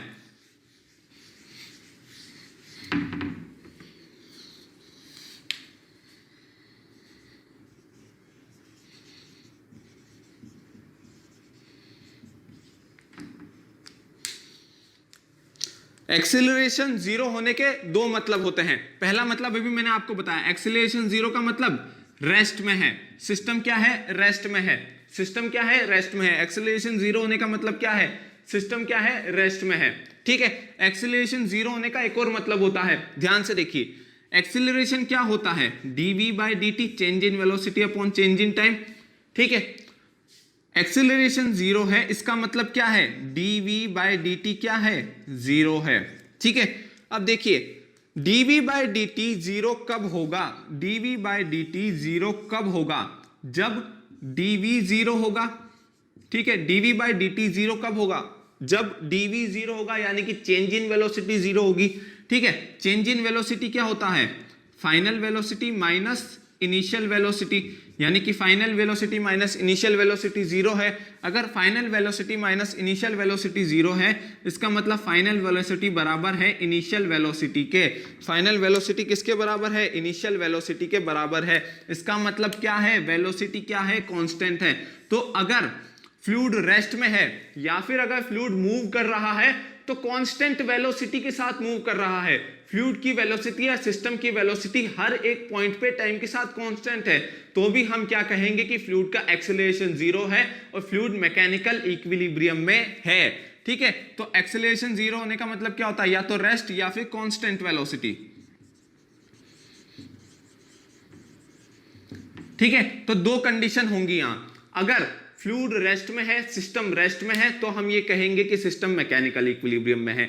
अगर फ्लूइड फ्लो कर रहा है, ठीक है, और फ्लो वो कांस्टेंट वेलोसिटी के साथ कर रहा है, ठीक है ना, हर एक पॉइंट पे उस फ्लूइड की वेलोसिटी क्या है, कांस्टेंट है, टाइम के साथ क्या है, चेंज नहीं हो रही है, तो भी हम ये कहेंगे कि वो फ्लूइड या वो सिस्टम मैकेनिकल इक्विलिब्रियम में है। लेकिन अगर वो सिस्टम कांस्टेंट वेलोसिटी के साथ फ्लो नहीं करता है, वो सिस्टम फ्लो तो कर रहा है, यानी कि फ्लूइड फ्लो तो हो रहा है, लेकिन वो कांस्टेंट वेलोसिटी के साथ फ्लो नहीं हो रहा है, वहां एक्सेलरेशन हमें देखने को मिल रहा है, तो उस केस में हम ये कहेंगे कि सिस्टम या फ्लूइड मैकेनिकल इक्विलिब्रियम में नहीं होगा। तो मैकेनिकल इक्विलिब्रियम में होने के लिए दो जरूरी कंडीशन होती है। कोई भी सिस्टम, क्योंकि सिस्टम हम यहाँ किसको लेते हैं, थर्मोडायनेमिक्स में फ्लूइड्स को लेते हैं, तो कोई भी फ्लूइड मैकेनिकल इक्विलिब्रियम में तभी होगा, कोई भी सिस्टम मैकेनिकल इक्विलिब्रियम में तभी होगा जब या तो वो सिस्टम रेस्ट में हो, ठीक है, या फिर अगर वो सिस्टम मूव कर रहा है तो कांस्टेंट वेलोसिटी के साथ मूव कर रहा हो।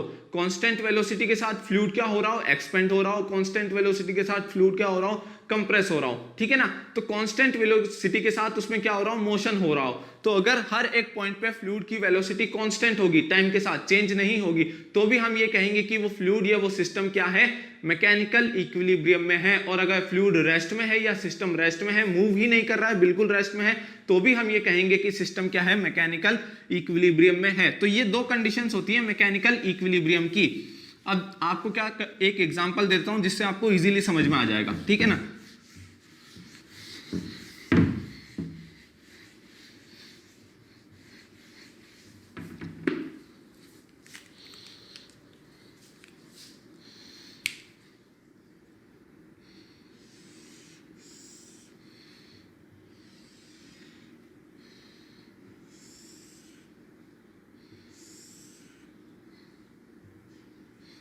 मान लीजिए कि मेरे पास क्या है, एक पिस्टन सिलेंडर असेंबली है, ठीक है। अब इस पिस्टन सिलेंडर असेंबली में, यहां सिलेंडर में क्या है, एक गैस भरी हुई है, मान लीजिए O2 कोई गैस भरी हुई है, ठीक है ना। अब ये पिस्टन रेस्ट में कब होगा, ठीक है, ध्यान से सुनिएगा, ध्यान से देखिएगा। ये पिस्टन क्या है, मूवेबल है, ये क्या है, पिस्टन क्या है, मूवेबल है, और ये फ्रिक्शनलेस है, ठीक है ना। पिस्टन और सिलेंडर की सरफेस के बीच कोई भी फ्रिक्शन नहीं है। ये पिस्टन क्या है, मूवेबल है, पिस्टन तो हमेशा मूवेबल ही होता है, ठीक है ना। तो ये बोलने की बात नहीं है वैसे तो, लेकिन बता देता हूं, ठीक है ना। ये पिस्टन अपवर्ड डायरेक्शन में मूव कर सकता है, डाउनवर्ड डायरेक्शन में मूव कर सकता है, ठीक है। अब ध्यान से देखिए, ये पिस्टन अगर रेस्ट में है, ये पिस्टन अगर मूव नहीं कर रहा है, ठीक है, ये पिस्टन अगर मूव नहीं कर रहा है, तो इसका मतलब क्या है कि ये गैस भी मूव नहीं कर रही है, ये गैस भी स्टैटिक है, क्योंकि पिस्टन क्या है, बिल्कुल गैस के कांटेक्ट में, पूरे यहां जो ये पूरा का पूरा स्पेस है, इसमें गैस भरी हुई है, ठीक है। अगर ये पिस्टन मूव नहीं कर रहा है, ये पिस्टन बिल्कुल कांस्टेंट है, मूव ही नहीं कर रहा है, ठीक है, तो इसका मतलब क्या है, ये गैस भी क्या है, रेस्ट में है। अगर ये पिस्टन रेस्ट में है तो इसका मतलब क्या है, ये गैस भी रेस्ट में है। अगर पिस्टन रेस्ट में है, अगर पिस्टन रेस्ट में है, तो इसका मतलब क्या होगा कि ये जो गैस है, ये जो हमारा सिस्टम है, हमारा सिस्टम क्या है, ये O2 गैस है, ये जो गैस है, ये जो हमारा सिस्टम है,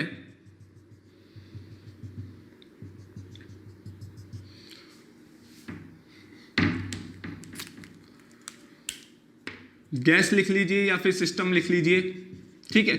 ये जो सिस्टम है ये किस में है, रेस्ट में है। अगर पिस्टन रेस्ट में है तो इसका मतलब क्या है, ये सिस्टम रेस्ट में है, ठीक है। अगर पिस्टन अपवर्ड डायरेक्शन में मूव कर रहा है, अगर पिस्टन अपवर्ड डायरेक्शन में मूव कर रहा है, ठीक है, यानी कि पिस्टन मूव कर रहा है, तो इसका मतलब क्या है, ये गैस भी मूव कर रही है अपवर्ड डायरेक्शन में, क्या हो रही है, एक्सपेंड हो रही है। इसका मतलब क्या है, गैस क्या हो रही है, एक्सपेंड हो रही है, गैस क्या हो रही है, एक्सपेंड हो रही है। अगर पिस्टन अपवर्ड डायरेक्शन में मूव करता है तो इसका मतलब क्या है, गैस क्या हो रही है, हमारा सिस्टम क्या हो रहा है, एक्सपेंड हो रहा है। तो इसका मतलब सिस्टम उस समय रेस्ट में नहीं है, जिस समय सिस्टम एक्सपेंड हो रहा है उस समय सिस्टम रेस्ट में नहीं है, ठीक है ना। जिस समय सिस्टम एक्सपेंड हो रहा है उस समय सिस्टम रेस्ट में नहीं है। इस कंडीशन में सिस्टम रेस्ट में, जब पिस्टन रेस्ट में होगा तो ही हमारा सिस्टम रेस्ट में होगा, यानी कि गैस रेस्ट में होगी, ठीक है। जब पिस्टन मूव कर रहा होगा तो सिस्टम भी मूव कर रहा होगा, जैसे ही पिस्टन रेस्ट में आ जाएगा तो सिस्टम भी रेस्ट में आ जाएगा, ठीक है। तो ध्यान से देखिएगा, अगर पिस्टन रेस्ट में है तो हमारा सिस्टम भी रेस्ट में है, ठीक है। अगर पिस्टन मूव कर रहा है तो हमारा सिस्टम भी मूव कर रहा है, यानी कि पिस्टन अगर अपवर्ड डायरेक्शन में मूव कर रहा है तो हमारा सिस्टम क्या है, हमारी जो गैस क्या है वो क्या हो रही है, एक्सपेंड हो रही है। अगर पिस्टन डाउनवर्ड डायरेक्शन में मूव कर रहा है तो हमारा जो सिस्टम है, ठीक है, हमारी जो गैस है वो क्या हो रही है, कंप्रेस हो रही है, ठीक है। अगर पिस्टन डाउनवर्ड डायरेक्शन में मूव कर रहा है तो हमारी जो गैस है, हमारा जो सिस्टम है वो क्या हो रही है, हमारा जो सिस्टम है वो क्या हो रहा है, कंप्रेस हो रहा है। अगर पिस्टन अपवर्ड डायरेक्शन में मूव करता है तो गैस क्या हो रही है, एक्सपेंड हो रही है, हमारा सिस्टम एक्सपेंड हो रहा है। अगर पिस्टन डाउनवर्ड डायरेक्शन में मूव करता है तो हमारा सिस्टम क्या है, हमारी गैस क्या है, कंप्रेस हो रही है, ठीक है। तो तीनों केसेस हैं, अगर पिस्टन रेस्ट में है तो सिस्टम रेस्ट में है, ठीक है, हमारी गैस रेस्ट में है। अगर पिस्टन मूव करेगा, चाहे अपवर्ड डायरेक्शन में मूव करे चाहे डाउनवर्ड डायरेक्शन में मूव करे, दोनों ही केसेस में सिस्टम रेस्ट में नहीं होगा, सिस्टम मूव करेगा। अब ध्यान से सुनिए, अगर ये जो गैस है ये एक्सपेंड करती है या कंप्रेस होती है, अगर ये गैस एक्सपेंड करती है या कंप्रेस होती है तो उस समय ये रेस्ट में नहीं है, उस समय रेस्ट में नहीं कहलाएगी। तो अब ध्यान से देखिए, अगर ये गैस एक्सपेंड होती है, ठीक है, और एक्सपेंशन के समय हर एक पॉइंट पे इस गैस की वेलोसिटी कांस्टेंट नहीं होती है, तो इस गैस में क्या होगा, एक्सेलरेशन होगा। तो उस समय हम ये कहेंगे कि ये जो सिस्टम है ये मैकेनिकल इक्विलिब्रियम में नहीं है। लेकिन अगर ये गैस एक्सपेंड होती है और एक्सपेंशन के समय एक्सपेंड होते वक्त, ठीक है, इस गैस की वेलोसिटी हर एक पॉइंट पे कांस्टेंट है, हर एक पॉइंट पे कांस्टेंट है, यानी कि ये पिस्टन कांस्टेंट वेलोसिटी के साथ मूव हो रहा है, ये पिस्टन अपवर्ड डायरेक्शन में कांस्टेंट वेलोसिटी के साथ मूव हो रहा है, ठीक है ना। तो उस केस में हम ये कहेंगे कि हमारा सिस्टम मैकेनिकल इक्विलिब्रियम में है, क्योंकि हमारा जो सिस्टम है वो कांस्टेंट वेलोसिटी के साथ एक्सपेंड हो रहा है। हमारा जो सिस्टम है वो किसके साथ एक्सपेंड हो रहा है, कांस्टेंट वेलोसिटी के साथ एक्सपेंड हो रहा है, ठीक है। यानी कि हमारा जो पिस्टन है जो सिस्टम के कांटेक्ट में वो कांस्टेंट वेलोसिटी के साथ मूव हो रहा है, तो हम ये कहेंगे कि हमारा जो सिस्टम है वो मैकेनिकल इक्विलिब्रियम में होगा। तो अब ध्यान से सुनिए, अगर पिस्टन कांस्टेंट वेलोसिटी के साथ मूव होता है तो हमारे सिस्टम में थ्रू आउट द सिस्टम जो प्रेशर होगा वो सेम ही होगा, ठीक है। अगर पिस्टन रेस्ट में है तो भी throughout the system pressure same होगा, ठीक है। अगर पिस्टन रेस्ट में है तो भी throughout the system pressure same ही होगा, और हम ये कहेंगे कि सिस्टम मैकेनिकल इक्विलिब्रियम में है। अगर पिस्टन कांस्टेंट वेलोसिटी के साथ मूव कर रहा है, तो भी throughout the system pressure क्या होगा, सेम होगा, क्योंकि सिस्टम भी कांस्टेंट वेलोसिटी के साथ मूव कर रहा होगा, ठीक है। तो उस केस में भी हम क्या कहेंगे कि सिस्टम क्या है, मैकेनिकल इक्विलिब्रियम में है। तो दोनों कंडीशन सुन लीजिए, अगर सिस्टम रेस्ट में है, पिस्टन रेस्ट में है, तो through out the system pressure क्या होगा, सेम होगा। तो उस केस में हम क्या कहेंगे कि सिस्टम मैकेनिकल इक्विलिब्रियम में है।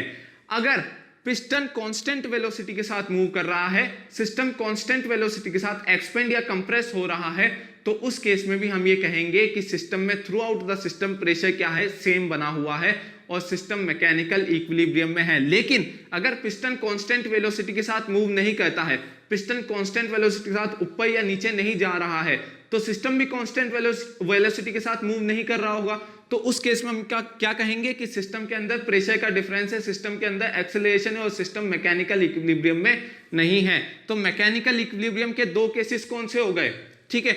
अगर सिस्टम रेस्ट में है तो थ्रू आउट द सिस्टम क्या होगा, थ्रू आउट द सिस्टम क्या होगा, प्रेशर सेम होगा। अगर सिस्टम कांस्टेंट वेलोसिटी के साथ मूव कर रहा है, ये पिस्टन कांस्टेंट वेलोसिटी के साथ मूव कर रहा है, तो भी throughout the system pressure same होगा और हम ये कहेंगे कि सिस्टम मैकेनिकल इक्विलिब्रियम में है, ठीक है। तो मैकेनिकल इक्विलिब्रियम के ये दो केसेस हैं। अब मान लीजिए कि ये जो पिस्टन है ये क्या है, मासलेस है। मान लीजिए ये पिस्टन क्या है, मासलेस है, इस पिस्टन का कोई मास नहीं है, ठीक है। और ये पिस्टन रेस्ट में भी है, ठीक है। ये पिस्टन मासलेस है और पिस्टन किस में है, रेस्ट में है। ध्यान से देखिएगा, पिस्टन किस में है, रेस्ट में है। पिस्टन मासलेस है और पिस्टन किस में है, रेस्ट में है। पिस्टन का कोई वेट नहीं है, कोई मास नहीं है, ठीक है। और पिस्टन किस में है, रेस्ट में है। ना ही ये पिस्टन अपवर्ड डायरेक्शन में मूव हो रहा है, ना ही ये पिस्टन डाउनवर्ड डायरेक्शन में मूव हो रहा है। पिस्टन किस में है, रेस्ट में है और पिस्टन क्या है, मासलेस है। अब यहां देखिए, यहां क्या होगी, एटमॉस्फेरिक एयर होगी। तो atmospheric air atmospheric pressure apply करेगी पिस्टन पे डाउनवर्ड डायरेक्शन में atmospheric air atmospheric pressure apply करेगी। एटमॉस्फेरिक प्रेशर क्या होता है, 1 बार। वैसे तो 1.013 बार होता है, लेकिन मैं क्या ले रहा हूं, 1 बार ले रहा हूं अप्रोक्स, ठीक है। तो एटमॉस्फेरिक प्रेशर क्या हो गया, 1 बार हो गया। तो यहां प्रेशर क्या है, पिस्टन के अपर सरफेस पे डाउनवर्ड डायरेक्शन में क्या प्रेशर एक्ट हो रहा है, 1 बार प्रेशर एक्ट हो रहा है। तो जब पिस्टन के अपवर्ड सरफेस पे डाउनवर्ड डायरेक्शन में प्रेशर एक्ट हो रहा है तो पिस्टन डाउनवर्ड डायरेक्शन में मूव होना चाहिए, ठीक है। पिस्टन नीचे की तरफ मूव होना चाहिए। लेकिन मैं क्या कह रहा हूं, मैं तो ये कह रहा हूं कि पिस्टन किस में है, रेस्ट में है। मैं तो ये कह रहा हूं कि पिस्टन रेस्ट में है। तो अब देखिए, पिस्टन रेस्ट में कब होगा, पिस्टन रेस्ट में कब होगा, जब ये गैस इक्वल मैग्नीट्यूड का अपवर्ड डायरेक्शन में इस पिस्टन के ऊपर फोर्स लगा रही होगी, इस पिस्टन के ऊपर प्रेशर अप्लाई कर रही होगी। तो जब ये गैस इसी इक्वल मैग्नीट्यूड का यानी कि 1 बार का प्रेशर इस पिस्टन पे अपवर्ड डायरेक्शन में एक्ट करेगी तो पिस्टन रेस्ट में होगा, ठीक है। तो जब ये गैस इस पिस्टन पे अपवर्ड डायरेक्शन में 1 बार का इक्वल प्रेशर, ठीक है, 1 बार ही प्रेशर क्या था, अपवर्ड अपर सरफेस पे डाउनवर्ड डायरेक्शन में क्या प्रेशर लग रहा है, 1 बार लग रहा है, ठीक है। और इस पिस्टन पे जब ये गैस 1 बार का इक्वल मैग्नीट्यूड का यानी कि इक्वल मैग्नीट्यूड का 1 बार का ही प्रेशर अपवर्ड डायरेक्शन में अप्लाई करेगी तो ये पिस्टन किस में होगा, रेस्ट में होगा। अब पिस्टन रेस्ट में है तो इसका मतलब हमारा जो सिस्टम है, हमारी जो गैस है वो भी रेस्ट में है। गैस भी मूव नहीं कर रही है, पिस्टन मूव नहीं कर रहा है, गैस भी मूव नहीं कर रही है, ठीक है। तो पिस्टन रेस्ट में है, इसका मतलब हमारा सिस्टम भी रेस्ट में है। सिस्टम रेस्ट में है, इसका मतलब सिस्टम किस में है, मैकेनिकल इक्विलिब्रियम में है।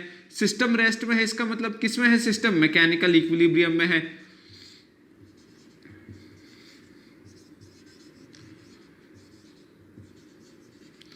सिस्टम मैकेनिकल इक्विलिब्रियम में है। और अब ध्यान से देखिए, सिस्टम का प्रेशर क्या है, सिस्टम का प्रेशर यानी कि गैस का प्रेशर क्या है, 1 बार है, ठीक है। गैस का प्रेशर क्या है, 1 बार है। और ये 1 बार थ्रू आउट द सिस्टम पूरी की पूरी गैस में यूनिफॉर्म है, ठीक है। पूरी की पूरी गैस का प्रेशर क्या है, 1 बार है। ऐसा नहीं है कि इस गैस में कहीं आपको प्रेशर का डिफरेंस देखने को मिल रहा है। ऐसा नहीं है कि किसी रीजन में तो प्रेशर कुछ और है, किसी रीजन में प्रेशर कुछ और है। तो पूरी की पूरी गैस का प्रेशर 1 बार है, ठीक है। तो पूरी की पूरी गैस का प्रेशर क्या है, 1 बार है, ठीक है। गैस का प्रेशर क्या है, यहां 1 बार है। वापस बता देता हूं, एक बार ध्यान से सुनिए। ये पिस्टन क्या था, मासलेस था, ठीक है। इस पिस्टन पे एटमॉस्फेरिक प्रेशर एक्ट कर रहा था डाउनवर्ड डायरेक्शन में। अब ये पिस्टन क्या, मैंने क्या बोला, पिस्टन रेस्ट में है। पिस्टन रेस्ट में कब होगा, जब ये गैस इक्वल मैग्नीट्यूड का अपवर्ड डायरेक्शन में प्रेशर अप्लाई करेगी, किस पे, इस पिस्टन पे, ठीक है। तो गैस क्या कर रही है, 1 बार का ही प्रेशर अपवर्ड डायरेक्शन में पिस्टन पे अप्लाई कर रही है, इसलिए पिस्टन रेस्ट में है। पिस्टन रेस्ट में है तो क्या है, सिस्टम भी रेस्ट में है, ठीक है। पिस्टन रेस्ट में है, इसका मतलब क्या है, सिस्टम रेस्ट में है।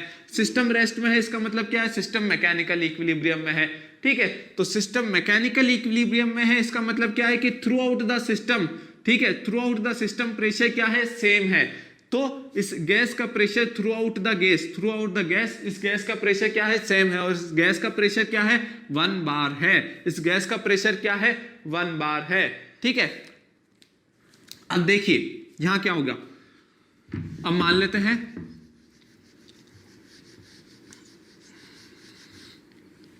यहां हमने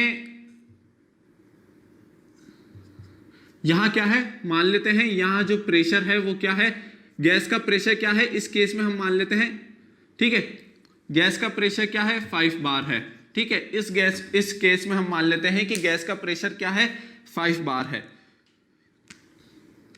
एक और केस ले रहे हैं हम, सेकंड केस ले रहे हैं, इस केस में हम क्या मान रहे हैं कि गैस का प्रेशर क्या है 5 बार है। अब यहां देखिए, यहां गैस का प्रेशर 5 बार है, ठीक है, यहां प्रेशर 1 बार है, तो प्रेशर का डिफरेंस देखने को मिल रहा है हमें पिस्टन के अक्रॉस प्रेशर का डिफरेंस देखने को मिल रहा है। जब प्रेशर का डिफरेंस किसी भी सरफेस के अक्रॉस देखने को मिलता है तो प्रेशर ग्रेडियंट फोर्स एक्ट करता है। प्रेशर ग्रेडियंट फोर्स एक्ट करता है तो क्या होता है, किस डायरेक्शन में एक्ट करता है, हायर प्रेशर से लोअर प्रेशर की तरफ, यानी कि इस डायरेक्शन में प्रेशर ग्रेडियंट फोर्स एक्ट करेगा और उस प्रेशर ग्रेडियंट फोर्स की वजह से एक्सेलरेशन जनरेट होगा, यानी कि पिस्टन अपवर्ड डायरेक्शन में एक्सेलरेट करेगा। तो अब देखिए क्या होगा, अब क्या होगा, अगर इस गैस का प्रेशर 5 बार है और ऊपर से जो प्रेशर लग रहा है पिस्टन पे वो 1 बार है, तो यहाँ प्रेशर का डिफरेंस देखने को मिलेगा हमें। अब प्रेशर का डिफरेंस जब देखने को मिलेगा तो क्या होगा, ये क्या होगा, पिस्टन यहाँ क्या होगा, प्रेशर का डिफरेंस देखने को मिलेगा तो प्रेशर ग्रेडियंट फोर्स एक्ट करेगा, प्रेशर ग्रेडियंट फोर्स एक्ट करेगा तो एक्सेलरेशन होगा, एक्सेलरेशन होगा तो यानी कि क्या है, पिस्टन अपवर्ड डायरेक्शन में एक्सेलरेट कर रहा है। अगर पिस्टन अपवर्ड डायरेक्शन में मूव हो रहा है, अगर पिस्टन अपवर्ड डायरेक्शन में मूव हो रहा है, सुनिए ध्यान से देखिएगा, अगर पिस्टन अपवर्ड डायरेक्शन में मूव हो रहा है तो इसका मतलब क्या है, हमारा सिस्टम भी अपवर्ड डायरेक्शन में मूव हो रहा है, यानी कि क्या है, गैस एक्सपेंड हो रही है, यानी कि क्या हो रहा है, पिस्टन अगर अपवर्ड डायरेक्शन में मूव हो रहा है तो इसका मतलब क्या होगी, गैस धीरे धीरे एक्सपेंड होगी, ठीक है। तो अब हमारा जो सिस्टम है वो मूव कर रहा है, अब हमारा सिस्टम क्या है, मूव कर रहा है, तो अब हमारा सिस्टम मैकेनिकल इक्विलिब्रियम में नहीं होगा। ये जो कंडीशन है ये मैकेनिकल इक्विलिब्रियम की कंडीशन नहीं है, क्योंकि इस कंडीशन में सिस्टम क्या होगा, मूव करेगा, इस कंडीशन में सिस्टम क्या होगा, मूव करेगा, ठीक है। तो अब देखिए, ये पिस्टन की इनिशियल पोजीशन थी, ये पिस्टन की क्या है, इनिशियल पोजीशन है, ठीक है, ये हमारा सिस्टम है 5 बार, ठीक है, सिस्टम का प्रेशर क्या है 5 बार है, ठीक है। अब क्या हो रहा है, धीरे धीरे ये गैस एक्सपेंड हो रही है और क्या हो रहा है, इस गैस का प्रेशर कम होता जा रहा है और पिस्टन अपवर्ड डायरेक्शन में मूव करता जा रहा है। अब क्या होगा, ये पिस्टन की क्या है, फाइनल पोजीशन है, ये पिस्टन की क्या है, फाइनल पोजीशन है, यहां प्रेशर क्या है 1 बार है, एटमॉस्फेरिक प्रेशर तो सेम ही रहेगा, यहां प्रेशर क्या है 1 बार है। तो अब क्या हुआ, धीरे धीरे गैस एक्सपेंड होती गई, पिस्टन क्या करने लगा, अपवर्ड डायरेक्शन में मूव करने लगा और धीरे धीरे हर एक पॉइंट पे गैस का प्रेशर कम होने लगा। इस पॉइंट पे गैस का प्रेशर 4 बार हो गया, इस पॉइंट पे गैस का प्रेशर 3 बार हो गया, यहाँ 2 बार हो गया और यहाँ फाइनली गैस का प्रेशर क्या हो गया, अब फाइनली गैस का प्रेशर क्या हो गया, 1 बार हो गया फाइनली। अब हमारा फाइनल कंडीशन क्या है, फाइनल कंडीशन क्या है सिस्टम की, ये हमारा सिस्टम है, तो अब गैस का प्रेशर क्या है 1 बार है, ठीक है, अब गैस का प्रेशर क्या है 1 बार है। अब थ्रू आउट द सिस्टम पूरी की पूरी गैस का प्रेशर क्या है 1 बार है, ठीक है, पूरी की पूरी गैस का प्रेशर क्या हो गया, अब 1 बार हो गया। तो अब गैस का प्रेशर भी 1 बार हो गया, यहां से जो सिस्टम के बाहर जो प्रेशर लग रहा है, जो सराउंडिंग के द्वारा लगाया जा रहा है इस पे पिस्टन के ऊपर, वो प्रेशर भी क्या है 1 बार है, दोनों प्रेशर सेम हो गए। तो अब हम कहेंगे कि ये जो कंडीशन है ये मैकेनिकल इक्विलिब्रियम की कंडीशन है, ठीक है, ये जो कंडीशन है ये मैकेनिकल इक्विलिब्रियम की कंडीशन नहीं है। In this case system is not in mechanical equilibrium, in this case system is not in mechanical equilibrium, ठीक है, not in mechanical equilibrium, in this case system is in mechanical equilibrium, क्योंकि यहां हमें pressure में equality देखने को मिल रही है। थ्रू आउट द सिस्टम तो प्रेशर सेम है ही, लेकिन सिस्टम और सराउंडिंग का प्रेशर भी सेम है, ठीक है, तो इसलिए हम क्या कह रहे हैं कि ये सिस्टम किस में है, मैकेनिकल इक्विलिब्रियम में है। इसी तरीके से यहां देखिए, थ्रू आउट द सिस्टम तो प्रेशर 5 बार था, ठीक है, इनिशियली देखिए थ्रू आउट द सिस्टम तो प्रेशर 5 बार था, लेकिन सिस्टम और सराउंडिंग के बीच प्रेशर का डिफरेंस हमें देखने को मिल रहा था। सराउंडिंग का प्रेशर 1 बार है, ठीक है, सिस्टम का प्रेशर 5 बार है। तो अब क्या होगा, तो क्या है, सिस्टम क्या है सराउंडिंग के साथ मैकेनिकल इक्विलिब्रियम में नहीं है, तो अब क्या होगा, ये पिस्टन अपवर्ड डायरेक्शन में मूव करने लगेगा। पिस्टन जब अपवर्ड डायरेक्शन में मूव करने लगेगा ठीक है, तो क्या होगा, गैस का प्रेशर क्या होता जाएगा, कम होता जाएगा, गैस एक्सपेंड होने लगेगी, प्रेशर कम होता जाएगा और एंड में क्या हो जाएगा, गैस का प्रेशर क्या हो जाएगा, 1 बार हो जाएगा। तो उस केस में क्या हो जाएगा, उस केस में सिस्टम हमारा मैकेनिकल इक्विलिब्रियम में आ जाएगा, क्योंकि सराउंडिंग का और गैस का प्रेशर सेम हो चुका है। ठीक है, तो अब ये देखिए, ये जो कंडीशन है मैकेनिकल इक्विलिब्रियम कंडीशन नहीं है, लेकिन ये जो कंडीशन है ये क्या है, मैकेनिकल इक्विलिब्रियम कंडीशन है। मैकेनिकल इक्विलिब्रियम कंडीशन क्यों नहीं है ये, क्योंकि यहाँ पिस्टन क्या करेगा, मूव करेगा, यहाँ प्रेशर का डिफरेंस हमें देखने को मिल रहा है। ठीक है ना, यहाँ पिस्टन मूव करेगा, लेकिन अब इस पोजीशन में आने के बाद, इस कंडीशन में आने के बाद, जब सिस्टम का प्रेशर और सराउंडिंग का प्रेशर सेम हो चुका है, तो उस कंडीशन में आने के बाद पिस्टन मूव नहीं करेगा, इससे आगे पिस्टन मूव नहीं करेगा। ठीक है ना, तो अब ये सिस्टम क्या है, मैकेनिकल इक्विलिब्रियम में है। अब ये कंडीशन जो है मैकेनिकल इक्विलिब्रियम कंडीशन है, तो अब ध्यान से देख लीजिए। ठीक है, फाइनली मैं बता रहा हूं एक बार और,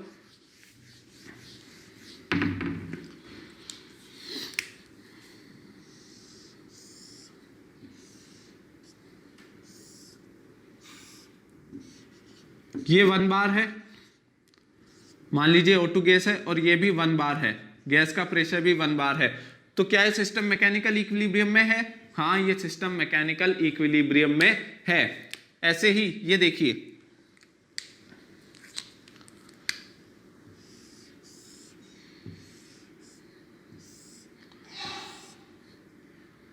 वन बार है यहाँ प्रेशर, ठीक है, यहाँ प्रेशर 6 बार है।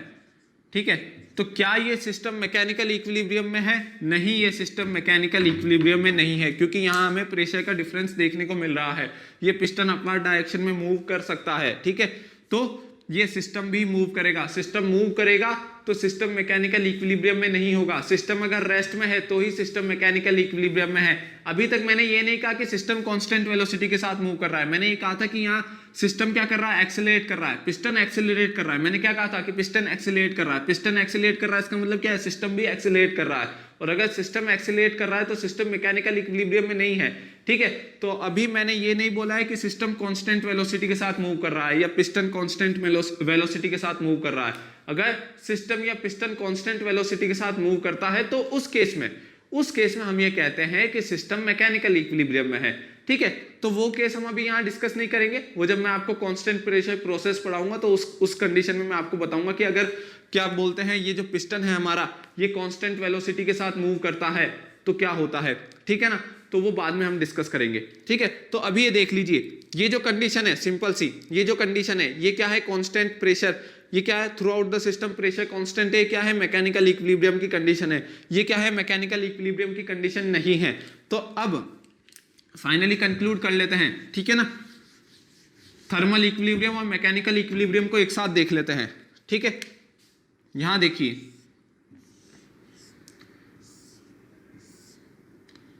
यहां 1 बार प्रेशर है, यहाँ O2 गैस है, इसका टेम्परेचर 20 डिग्री सेंटीग्रेड है, सराउंडिंग का टेम्परेचर 20 डिग्री सेंटीग्रेड है और यहाँ भी प्रेशर 1 बार है। तो ये जो हमारा सिस्टम है, ये थर्मल इक्विलिब्रियम में भी है, ये थर्मल इक्विलिब्रियम में भी है और मैकेनिकल इक्विलिब्रियम में भी है। ये सिस्टम थर्मल इक्विलिब्रियम में भी है और मैकेनिकल इक्विलिब्रियम में भी है। अब यहां देखिए,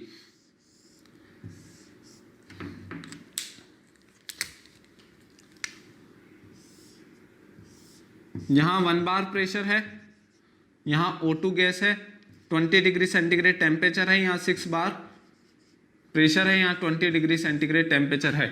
ठीक है, तो ये सिस्टम थर्मल इक्विलिब्रियम में तो है, लेकिन ये सिस्टम मैकेनिकल इक्विलिब्रियम में नहीं है। ये सिस्टम थर्मल इक्विलिब्रियम में तो है, थर्मल इक्विलिब्रियम तो यहाँ सेटिस्फाई हो रहा है, लेकिन ये सिस्टम मैकेनिकल इक्विलिब्रियम में नहीं है। ये सिस्टम थर्मल और मैकेनिकल इक्विलिब्रियम दोनों में था।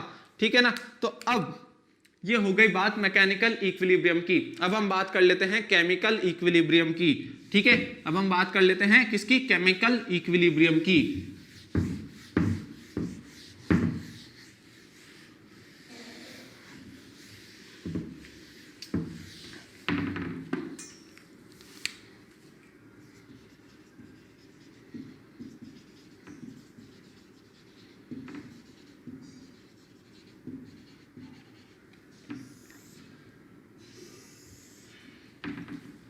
ठीक है, अब देखिए, कोई भी सिस्टम केमिकल इक्विलिब्रियम में जब होगा जब वो सिस्टम किसी भी रिएक्शन में पार्टिसिपेट नहीं कर रहा होगा। अगर कोई सिस्टम किसी भी रिएक्शन में पार्टिसिपेट नहीं कर रहा है, यानी कि अगर सिस्टम केमिकली इनर्ट है तो वो सिस्टम किस में होगा? केमिकल इक्विलिब्रियम में होगा। अगर कोई सिस्टम किसी भी केमिकल रिएक्शन में पार्टिसिपेट नहीं कर रहा है, यानी कि वो सिस्टम केमिकली इनर्ट है, तो हमारा सिस्टम किस में होगा? केमिकल इक्विलिब्रियम में होगा। तो अगर कोई सिस्टम केमिकल इक्विलिब्रियम में है तो उसका मतलब क्या है कि सिस्टम केमिकली इनर्ट है, सिस्टम किसी भी केमिकल रिएक्शन में पार्टिसिपेट नहीं करेगा। तो इधर देखिए, मान लीजिए मेरे पास एक सिस्टम है ऑक्सीजन गैस का, O2 का एक सिस्टम है, ऑक्सीजन गैस का एक सिस्टम है। यहां मैं हीट सप्लाई करा रहा हूं, तो हीट सप्लाई कराने के बाद भी यहां केमिकल कॉन्स्टिट्यूएंट्स में कोई चेंज नहीं आ रहा है। ठीक है, यहां केमिकल कॉन्स्टिट्यूएंट्स में कोई चेंज नहीं आ रहा है। हीट सप्लाई कराने के बाद भी ये O2 ही है, इस सिस्टम के केमिकल कॉन्स्टिट्यूएंट्स में कोई चेंज नहीं आया है, यानी कि ये सिस्टम केमिकली इनर्ट है। तो अगर ये सिस्टम केमिकली इनर्ट है और किसी रिएक्शन में पार्टिसिपेट नहीं कर रहा है, तो इसका मतलब ये सिस्टम किस में है? केमिकल इक्विलिब्रियम में है।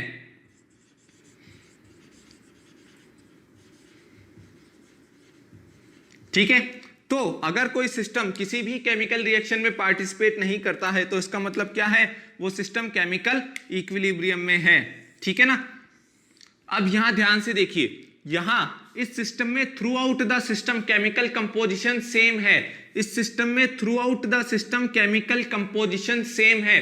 अगर किसी सिस्टम में through out the system chemical composition same है तो वो सिस्टम क्या होगा? केमिकल इक्विलिब्रियम में होगा। तो केमिकल इक्विलिब्रियम का मतलब क्या है? सेम केमिकल कंपोजिशन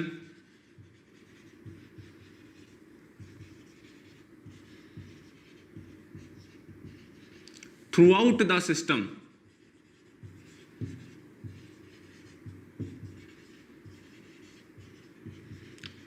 तो अगर सिस्टम में केमिकल कंपोजिशन सेम है, थ्रू आउट द सिस्टम अगर केमिकल कंपोजिशन सेम है तो भी हमारा सिस्टम क्या होगा? केमिकल इक्विलिब्रियम में होगा। Same chemical composition through out the system, अगर पूरे के पूरे सिस्टम में केमिकल कंपोजिशन सेम है तो हमारा सिस्टम किस में होगा? केमिकल इक्विलिब्रियम में होगा। तो अगर सिस्टम किसी भी रिएक्शन में पार्टिसिपेट नहीं कर रहा है और सिस्टम की chemical composition through out same है, ठीक है, ध्यान से सुनिए, अगर सिस्टम किसी भी केमिकल रिएक्शन में पार्टिसिपेट नहीं कर रहा है और सिस्टम की chemical composition through out same है तो हमारा सिस्टम किस में होगा? केमिकल इक्विलिब्रियम में होगा। एक और एग्जांपल ले लेते हैं। मान लीजिए मेरे पास क्या है? स्टीम वाटर का एक सिस्टम है। यहां वाटर है, यहां स्टीम है। ठीक है, वाटर का केमिकल फॉर्मूला क्या होता है? H2O होता है। स्टीम का केमिकल फॉर्मूला क्या होता है? H2O होता है। ठीक है, अब देखिए यहां थ्रू आउट द सिस्टम, पूरे सिस्टम में through out the system chemical composition same है। यहां पे भी H2O है, यहां पे भी H2O है। ठीक है, केमिकल फॉर्मूला सेम है दोनों का। ठीक है, throughout the system chemical composition same है। अगर throughout the system chemical composition same है तो हमारा सिस्टम किस में होगा? केमिकल इक्विलिब्रियम में होगा। ठीक है, तो ये सिस्टम किस में है? केमिकल इक्विलिब्रियम में है। ठीक है, अब यहां एक चीज और देख लीजिए, अगर मैं इस सिस्टम को हीट सप्लाई कराऊं, तो यहां इस सिस्टम के केमिकल फॉर्मूला में कोई चेंज नहीं आएगा। यहां H2O ही था पहले भी और हीट सप्लाई कराने के बाद भी यहां H2O ही रहेगा। केमिकल कॉन्स्टिट्यूएंट्स में कोई चेंज नहीं आएगा। ठीक है, अगर मैं यहां हीट सप्लाई कराता हूं तो क्या इसके केमिकल कॉन्स्टिट्यूएंट्स में कोई चेंज आएगा? सिर्फ वाटर स्टीम में कन्वर्ट हो जाएगा। ठीक है, लेकिन केमिकल कॉन्स्टिट्यूएंट्स में कोई चेंज नहीं आएगा। केमिकल फॉर्मूला तब भी H2O ही रहेगा सिस्टम का। ठीक है, तो यहां सिस्टम में केमिकली कोई चेंज नहीं आ रहा है, इसलिए ये सिस्टम क्या है? केमिकली इनर्ट है। और अगर सिस्टम केमिकली इनर्ट है तो सिस्टम किस में होगा? केमिकल इक्विलिब्रियम में होगा। तो हमारा स्टीम वाटर का जो सिस्टम है किस में है? केमिकल इक्विलिब्रियम में है। ठीक है ना। तो क्यों है? क्योंकि through out the system chemical composition भी सेम है और ये सिस्टम केमिकली इनर्ट है। ठीक है ना, केमिकली इनर्ट है। ये सिस्टम किसी भी रिएक्शन में पार्टिसिपेट नहीं कर रहा है। यहाँ कोई भी केमिकल रिएक्शन हमें देखने को नहीं मिल रही है। यहाँ कोई भी केमिकल कॉन्स्टिट्यूएंट्स में चेंजेस नहीं आ रहे हैं। तो इसका मतलब क्या है? हमारे जो सिस्टम है ये किस में है? केमिकल इक्विलिब्रियम में है। अब एक और एग्जांपल ले लेते हैं। मान लीजिए मेरे पास एक और सिस्टम है, नाइट्रोजन और ऑक्सीजन का सिस्टम है, ठीक है। अब अगर मैं यहाँ नाइट्रोजन गैस और ऑक्सीजन गैस का ये सिस्टम है, अगर मैं यहाँ हीट सप्लाई कराता हूं, तो यहाँ ध्यान से देखिए, यहाँ हमें नाइट्रोजन और ऑक्सीजन के बीच रिएक्शन देखने को मिलेगी। यहाँ नाइट्रोजन और ऑक्सीजन के बीच रिएक्शन देखने को मिलेगी। अगर मैं हाई टेम्परेचर पे, यानी कि अगर मैं हीट सप्लाई कराता हूं तो हाई टेम्परेचर हो जाएगा, सिस्टम का टेम्परेचर बढ़ जाएगा। अगर मैं हीट सप्लाई करा रहा हूं तो हाई टेम्परेचर पे नाइट्रोजन और ऑक्सीजन क्या करेंगे, रिएक्ट करेंगे और क्या बनाएंगे, नाइट्रिक ऑक्साइड बनाएंगे, ठीक है। Nitrogen plus oxygen plus heat, अगर मैं हीट सप्लाई कराऊंगा तभी रिएक्ट करेंगे, ठीक है ना। नाइट्रोजन और ऑक्सीजन अगर ऐसे हैं, एयर में भी प्रेजेंट है तो नाइट्रोजन और ऑक्सीजन, लेकिन वो रिएक्ट तो नहीं करते हैं। लेकिन अगर हम हीट सप्लाई कराएं, हाई टेम्परेचर पे नाइट्रोजन और ऑक्सीजन क्या करेंगे, रिएक्ट करेंगे और रिएक्ट करके क्या बनाएंगे, नाइट्रिक ऑक्साइड, ठीक है ना, नाइट्रिक ऑक्साइड, ठीक है ना। तो इसका मतलब यहां हमें केमिकल रिएक्शन देखने को मिल रही है। ये सिस्टम केमिकली इनर्ट नहीं है। हीट सप्लाई होने के बाद यहां क्या बन जाएगा, नाइट्रिक ऑक्साइड बन जाएगा, ठीक है। तो ये सिस्टम केमिकली इनर्ट नहीं है, तो ये सिस्टम केमिकल इक्विलिब्रियम में नहीं है, ठीक है ना। ये सिस्टम केमिकल इक्विलिब्रियम में नहीं है, ठीक है। तो ये कुछ एग्जांपल्स हैं केमिकल इक्विलिब्रियम के। अब हम फाइनली देख लेते हैं।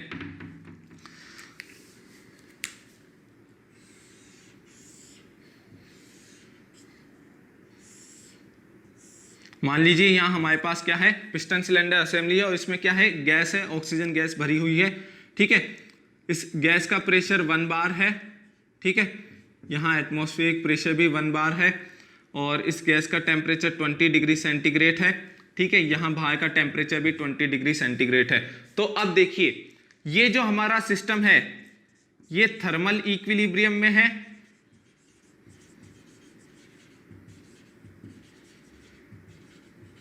ठीक है। ये केमिकल इक्विलिब्रियम में है क्योंकि यहां हमें कोई रिएक्शन देखने को नहीं मिल रही है। Throughout the system temperature same है, सिस्टम और सराउंडिंग का टेम्परेचर भी सेम है, तो ये सिस्टम थर्मल इक्विलिब्रियम में है। यहां हमें कोई रिएक्शन देखने को नहीं मिल रही है। यहां through out the system chemical composition same है, तो ये केमिकल इक्विलिब्रियम में भी है।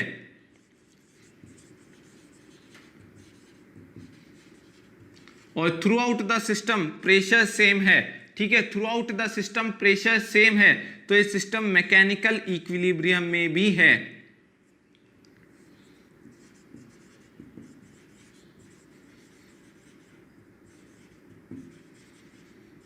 ठीक है। तो ये जो हमारा सिस्टम है ये थर्मल इक्विलिब्रियम में भी है, केमिकल इक्विलिब्रियम में भी है, मैकेनिकल इक्विलिब्रियम में भी है। तो इसका मतलब ये सिस्टम थर्मोडायनामिक इक्विलिब्रियम में है।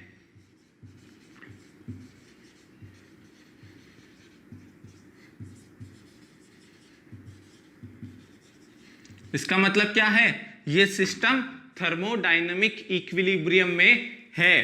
तो यहां देखिए, सिस्टम थर्मल इक्विलिब्रियम में है, सिस्टम केमिकल इक्विलिब्रियम में है, सिस्टम मैकेनिकल इक्विलिब्रियम में है। तो इसका मतलब क्या है, सिस्टम क्या है, थर्मोडायनामिक इक्विलिब्रियम में है। अब मान लीजिए यहाँ गैस का जो प्रेशर है वो 5 बार होता, यहाँ गैस का प्रेशर 5 बार होता, तो अब देखिए ये जो हमारा सिस्टम है ये मैकेनिकल इक्विलिब्रियम में नहीं होता, क्योंकि यहाँ देखिए, यहाँ प्रेशर 1 बार है, यहाँ प्रेशर 5 बार है, प्रेशर का डिफरेंस देखने को मिल रहा है। सराउंडिंग का प्रेशर, एटमॉस्फेयर का प्रेशर 1 बार है, लेकिन गैस का प्रेशर 5 बार है।